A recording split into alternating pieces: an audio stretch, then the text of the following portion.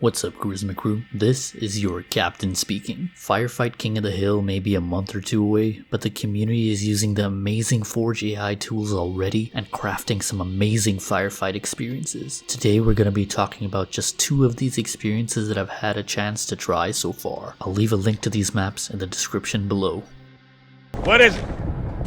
We got Jackles in the Courtyard! The first is a remake of one of my favorite missions from Halo 2, Outskirts. Right off the bat, it seems like you have a whole bunch of different enemies to take out, and the waves get more and more insane as the rounds progress. The game will spawn your worst nightmares, literally, from multiple brute chieftains to an entire army of brutes holding turrets. One thing is for sure though, you're gonna have a great time. We played with a squad of 6 or 7 people and we were still overwhelmed after a few rounds. I like the way Firefight is set up in Infinite. Just like previous iterations of Firefight, you have a limited number of lives that you share among your team. However, the revive feature from attrition and elimination has also been implemented into Firefight. So once you run out of lives, players will have that little bubble after dying, indicating that they can be revived. The map itself is beautifully made and is a very faithful adaptation of Outskirts with all the little lanes and rooftops that you can jump onto. From the time I played, enemies spawn from either thin air or by phantom, but as we'll talk about later on, there is another way that enemies can be spawned in. We did see some frame drops when a large number of enemies were being spawned at the same time, so it isn't the most optimized, but regardless, we had a really fun time and I definitely recommend checking out this Forge creation, and I'd say this is definitely more fun with a bigger group.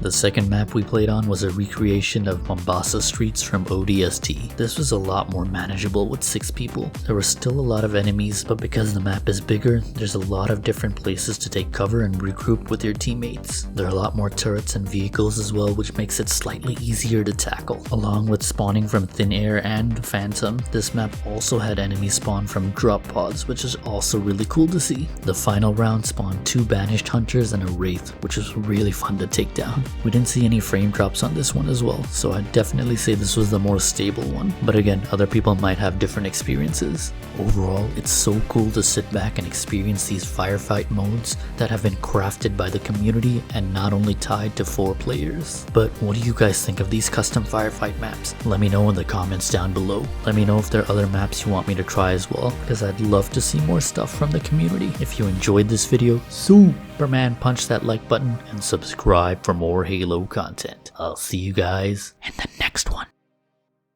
Subscribe to Kaptain Karizzma.